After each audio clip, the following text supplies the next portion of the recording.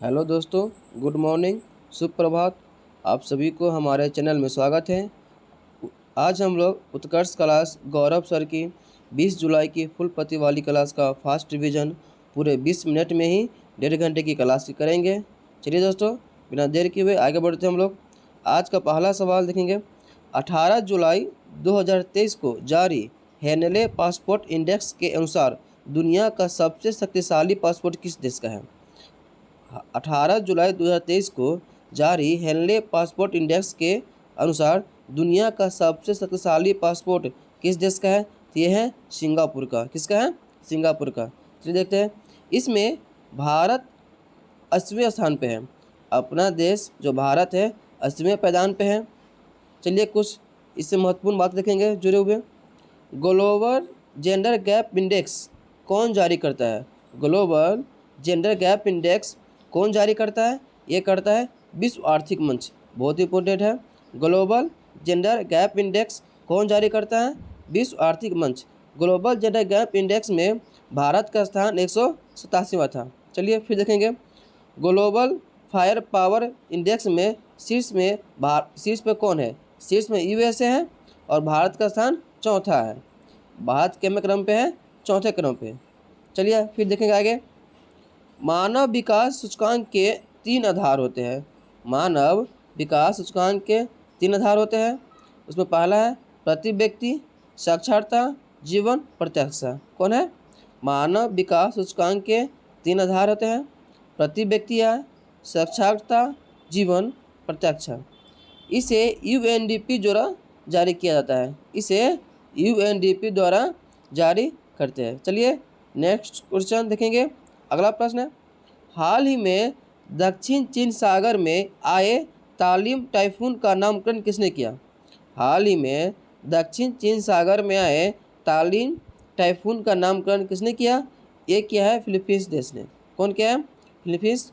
चलिए देखेंगे। तालीम का अर्थ होता है तेज या अत्याधुनिक होना। तेज या अत्याधुनिक होना। चलिए कुछ महत्वपूर्ण बात देखेंगे हम लोग। एडीबी और राष्ट्रीय चावल अनुसंधान संस्थान का मुख्यालय कहाँ है? मनीला में। मनीला जो फिलीपींस की राजधानी है। एडीबी राष्ट्रीय चावल अनुसंधान संस्थान, ये दोनों का हेडक्वार्टर कहाँ है? मनीला में। चलिए कुछ महत्वपूर्ण बात देखेंगे इससे जुड़े हुए। मोचा चक्रवात का नामकरण किसने किया है? यमन। मोचा चक्रवात का नामकरण किसने किया है? यमन ने। हाल ही में भारत ने वियतनाम को कौन सा जहाज उपहार में दिया? दिया आईएनएस कृपान। हाल ही में भारत ने वियतनाम को कौन सा जहाज उपहार में दिया है? आईएनएस कृपान। बिपरजॉय चक्रवात कहाँ पर आया? बिपरजॉय चक्रवात कहाँ पर आया है? यह अरब सागर में। इसका नामकरण कौन किया है? बांग्लादेश। बिपरजॉय कहाँ आया? अरब सागर से आया। इसका नामकरण कौन किया है? बांग्लादेश। चलिए अगला प्रश्न देखेंगे हम लोग। प्रतिवर्ष अंतर्राष्ट्रीय चंद्रमा दिवस 2023 कब मनाया जाता है? प्रतिवर्ष अंतर्राष्ट्रीय चंद्रमा दिवस 2023 कब मनाया जाता है? ये मनाया जाता है 20 जुलाई के। ये क्यों मनाते हैं? देखिए 20 जुलाई 1969 को ही पहली बार मानव ने चांद पर कदम रखा था अपोलो 11 मिशन के तहत। 20 जुलाई 1969 को पहली बार मानव ने चांद पर कदम रखा था अपोलो 11 मिशन के तहत। चलिए इससे जुड़े कुछ लंटो बात देखेंगे हम लोग। आर्टेमिस मिशन के तहत चांद पर जाने वाली पहली महिला अंतरिक्ष यात्री कौन है? Christina Koch. Total Artemis mission के तहत 4 व्यक्ति गए हैं, इसमें 3 पुरुष है और 1 महिला है। महिला कौन है? Christina coach. चंद्रयान 3 को किस रॉकेट से लॉन्च किया गया है? बहुत ही महत्वपूर्ण है। चंद्रयान 3 को किस रॉकेट से लॉन्च किया गया है? ये किया गया है LVM-3M4। LVM-3M4 इसे ही बाहुबली कहा जाता है। इसका क्या नाम दिया गया है? बाहुबली। चलिए 14 जुलाई 2023 को 2:35 पर सतीश धवन हरिकोटा से लॉन्च किया गया। किसे? चंद्रयान 3 को। फिर देखेंगे अगला प्रश्न है। चंद्रयान 1 को किस रॉकेट से लॉन्च किया गया था? ये किया गया था PSLV-C11, PSLV, यहाँ एक जगह एस होगा, PSLV-C11, तो कब हुआ था? 2008 में। फिर देखेंगे राशिद मिशन किस देश ने लॉन्च किया है? राशिद मिशन को किस देश ने लॉन्च किया है? ये क्या? UAE। अगला, अंतर्राष्ट्रीय मानव अंतरिक्ष उड़ान दिवस 12 अप्रैल को मनाया जाता है। अंतर्राष्ट्रीय मानव अंतरिक्ष उड़ान दिवस 12 अप्रैल को मनाया जाता है क्योंकि 12 अप्रैल 1961 को मेजर यूरी गागरिन ने अंतरिक्ष में जाने वाले पहले व्यक्ति बने थे। इन्होंने बोस्टक 1, कौन था? बोस्टक 1 अंतरिक्ष यान से उड़ान भरी और 108 मिनट अंतरिक्ष में रहकर वापस आई। ध्यान दीजिएगा, मेजर यूरी गागरिन कब गई थी? 12 अप्रैल 1961 को गई थी और 108 मिनट अंतरिक्ष में रही। और किससे गई थी? बोस्टक 1 से। चलिए नेक्स्ट प्रश्न, चौथा प्रश्न देखेंगे हम लोग। हाल ही में विंबलडन चैंपियनशिप 2023 का पुरुष एकल वर्ग का खिताब किसने जीता? ये जीता है कार्लोस अल्कराज ने। हाल ही में विंबलडन चैंपियनशिप 2023 का पुरस्कार एकल वर्ग का खिताब किसने जीता? ये जीते हैं कार्लोस अल्कराज। ये कहाँ के हैं? स्पेन के हैं। पुरुष में कौन जीते हैं? Carlos Alcaraz. और महिला में कौन जीती है? मार्केट बोडरोसोवा। और उपविजेता कौन है? आश जुबेर, जो कहाँ की है? चलिए अब देखेंगे ऑस्ट्रेलियन ओपन पुरुष वर्ग विजेता कौन बने हैं? तो ऑस्ट्रेलियन ओपन पुरुष वर्ग विजेता कौन बने हैं? ये बने हैं नोवाक जोकोविच। ऑस्ट्रेलिया ओपन पुरुष में कौन जीते हैं? नोवाक जोकोविच। और महिला में कौन जीते हैं? आर्यन सबलिंका। महिला में कौन है? आर्यन सबलिंका। फिर देखेंगे फ्रेंच ओपन के विजेता कौन है? नोवाक जोकोविच। ऑस्ट्रेलिया ओपन और फ्रेंच ओपन दोनों का पुरुष विजेता कौन है? नोवाक जोकोविच। और विंबलडन कौन बने हैं? Carlos Alcaraz. फिर देखेंगे फ्रेंच ओपन के महिला विजेता कौन है? ईगा स्विटेक। कौन बने हैं? ईगा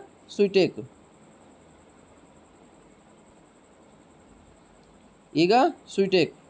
चलिए आगे देखेंगे। फिर इसे जोड़िए कुछ महत्वपूर्ण बात देख लीजिएगा।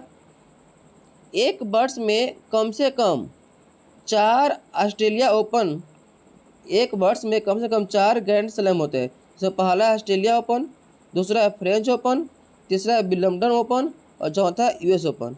एक वर्ष में कितना ग्रैंड स्लैम होते हैं? 4 ग्रैंड स्लैम होते हैं। पहला कौन है? ऑस्ट्रेलिया ओपन, दूसरा फ्रेंच ओपन, तीसरा विंबलडन ओपन और चौथा है US ओपन।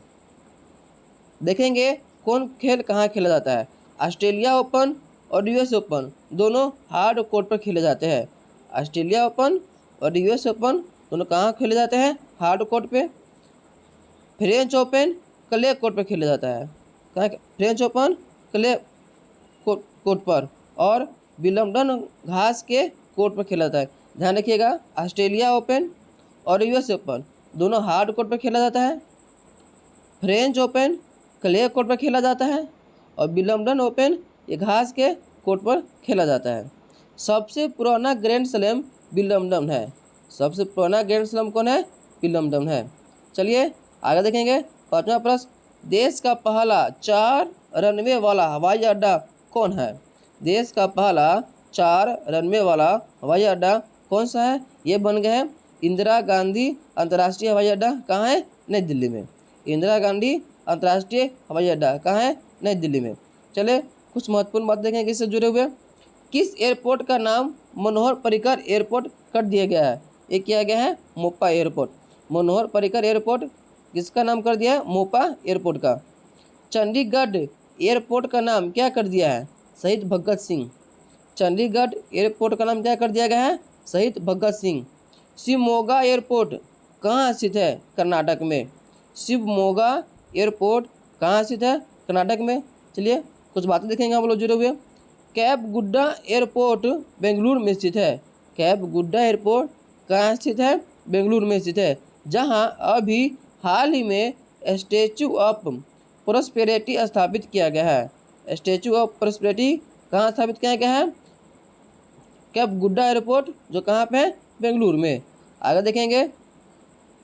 हाल ही में, अगला प्रश्न है, हाल ही में G20 वित्त मंत्रियों और केंद्रीय बैंक के गवर्नर की तीसरी बैठक आयोजित की गई है। हाल ही में G20 वित्त मंत्रियों और केंद्रीय बैंक के गवर्नर की तीसरी बैठक कहाँ आयोजित की गई है? ये की गई गांधीनगर में, गांधीनगर में हुआ था। और पहला कहाँ हुआ था? बेंगलुरु में। चलिए कुछ टॉप बात देखेंगे इससे जुड़े हुए। G20 के रोजगार समूह की पहली बैठक कहाँ आयोजित हुई? जोधपुर में। जो G20 के रोजगार समूह की पहली बैठक कहाँ हुई थी? जोधपुर में। और G20 के पर्यटन समूह कहाँ हुआ था? जम्मू कश्मीर में। G20 के पहले समूह का क्या हुआ था? पर्यटन समूह का जम्मू कश्मीर में। चलिए फिर देखेंगे G20 के शिक्षा समूह की पहली बैठक कहाँ हुई? G20 के शिक्षा समूह की पहली बैठक कहाँ हुई थी? चेन्नई में। इस देखिए चारों बात याद कर लीजिएगा, फिर देख लीजिए एक बार। रोजगार समूह की पहली बैठक कहाँ हुई? जोधपुर में। पर्यटन समूह की तीसरी बैठक कहाँ हुई? जम्मू कश्मीर में। G20 के संस्कृति समूह की पहली बैठक कहाँ हुई? खजुराहो में। और शिक्षा समूह की पहली बैठक कहाँ हुई? चेन्नई में। चलिए देखेंगे कुछ महत्वपूर्ण बातें। G20 में 19 देश और यूरोपीय संघ शामिल है। G20 का आयोजन भारत कर रहा है और 2024 का आयोजन 2024 में जापान देश 2024 में ब्राज़ील में होगा। 2024 का मेजबान देश कौन है? ब्राज़ील। 2023 का मेजबान देश कौन है? भारत। और 2024 का मेजबान देश कौन है? ब्राज़ील। चलिए कुछ बातें देखेंगे हम जो जुड़े हुए। G7 और क्वाड, G7 और क्वाड का आयोजन कहाँ हो रहा है? जापान में। SCO और G20 का मेजबान देश कौन है? भारत। अगला प्रश्न देखेंगे 7 नंबर। 25वीं एशियाई एथलेटिक्स चैंपियनशिप 2023 में भारतीय दल को पदक तालिका में कौन सा स्थान मिला है? 25वीं एशियाई एथलेटिक्स चैंपियनशिप 2023 में भारतीय दल को पदक तालिका में कौन सा स्थान मिला है? ये मिला है तीसरा स्थान। इसमें 6 गोल्ड है, 12 रजत पदक है और 16 कांस्य पदक। 6, 12, 6।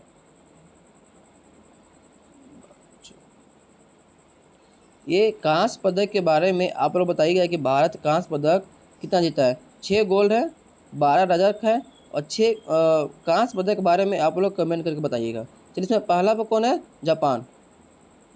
चलिए कुछ लैपटॉप बातें देखेंगे हम लोग। महिला बॉक्सिंग चैंपियनशिप का आयोजन हाल ही में कहाँ पर हुआ? ये हुआ था इंडिया में। इसमें भारत ने 4 गोल्ड पदक जीते थे। महिला बॉक्सिंग चैंपियनशिप का आयोजन हाल ही में कहाँ पर हुआ था? इंडिया में। इसमें 4 गोल्ड पदक जीते थे। चलिए पुरुष बॉक्सिंग चैंपियनशिप का आयोजन कहाँ पर हुआ था? अस्थाना में। दोहा डायमंड लीग में नीरज चोपड़ा ने कौन सा पदक जीता? Golden medal. किस खेल में? Javelin throw. तो नीरज चोपड़ा कौन से खेल खेलते हैं? जेवेलियन थ्रो, भाला फेंक। PT उषा को पहली एक्सप्रेस के नाम से जाना जाता है। PT उषा वर्तमान में भारतीय ओलंपिक संघ के पहली निर्विरोध महिला अध्यक्ष है। PT उषा वर्तमान में भारतीय ओलंपिक संघ के पहली निर्विरोध महिला अध्यक्ष है। PT उषा ने 1984 में लॉस एंजल्स के ओलंपिक में चौथा स्थान हासिल की थी। PT उषा ने 1984 में लॉस एंजल्स के ओलंपिक में चौथा स्थान हासिल की थी। अगला प्रश्न देखेंगे हम लोग। हाल ही में राष्ट्रपति द्रौपदी मुर्मू ने सर्वश्रेष्ठ राज्य के रूप में किसे भूमि सम्मान पुरस्कार प्रदान किया गया है? ये दिया उड़ीसा को। राष्ट्रपति द्रौपदी मुर्मू ने सर्वश्रेष्ठ राज्य के रूप में किसे भूमि सम्मान पुरस्कार दिया गया है? उड़ीसा को। चलिए कुछ लौटो बात देखेंगे हम लोग। चौथा राष्ट्रीय जल पुरस्कार में पहला स्थान किस राज्य ने प्राप्त किया है? MP। हाल ही में किस राज्य की पुलिस को प्रेसिडेंट कलर अवार्ड दिया गया है? हरियाणा को। राज्य पर्व और नुआखाई महोत्सव किस राज्य से संबंधित है? यह उड़ीसा से। भितरकनिका नेशनल पार्क, चिल्का झील कहाँ है? उड़ीसा में। इंडिया जस्टिस रिपोर्ट में कौन सा स्थान शीर्ष पर है? कर्नाटक। और अंतिम पे कौन है, यूपी। शीर्ष पे कौन है, उड़ीसा, सॉरी शीर्ष पे कौन है, कर्नाटक, और अंतिम पे कौन है, यूपी। फिर देखेंगे कुछ महत्वपूर्ण बातें। राष्ट्रपति के निर्वाचन मंडल का उल्लेख संविधान के अनुच्छेद 54 में किया गया है, जिसमें संसद और विधानसभा के निर्वाचित सदस्य शामिल होते हैं। चलिए अगला प्रश्न देखेंगे। 9वां प्रश्न, हाल ही में नीति आयोग द्वारा जारी निर्यात तैयारी सूचकांक 2022 में तटीय राज्यों में शीर्ष स्थान पर किस राज्य को मिला है, तमिलनाडु को। चलिए नीति आयोग के बारे में कुछ जानते हैं हम लोग। नीति आयोग का अध्यक्ष प्रधानमंत्री होते हैं। इनका स्थापना 1 जनवरी 2015 को हुआ था और इनका उपाध्यक्ष सुमन बेरी है और इनके सीईओ BVR सुब्रमण्यम है। चलिए कुछ लंटॉप बात देखेंगे हम लोग। भारत में सर्वाधिक निर्यात करने वाला जिला कौन सा है, जो जामनगर कहाँ का है, गुजरात के। अमृत पोर्टल किसके लिए शुरू किया गया था, ये किया गया था इलेक्ट्रिक व्हीकल के लिए। हाल ही में नीलगिरी तहर योजना कहाँ शुरू हुई, तमिलनाडु में। हाल ही में नीलगिरी तहर योजना कहाँ शुरू हुई थी, तमिलनाडु में। भारत में पहला निर्यात प्रसंस्करण जोन कांडला गुजरात में शुरू हुआ था। भारत में पहला निर्यात प्रसंस्करण है जो कांडला गुजरात में शुरू हुआ था। 10वां नंबर देखेंगे। हाल ही में AI फॉर इंडिया 2.0 कार्यक्रम किसने प्रारंभ किया है, ये क्या IIT मद्रास। कौन है, AI फॉर इंडिया 2.0 कार्यक्रम किसने प्रारंभ किया है, IIT मद्रास और IIM अहमदाबाद दोनों मिलके। IIT मद्रास और IIM अहमदाबाद। चलिए कुछ लैपटॉप बातें देखेंगे हम लोग। हाल ही में किस IIT ने तंजानिया में अपना पहला कैंपस खोला है, IIT मद्रास।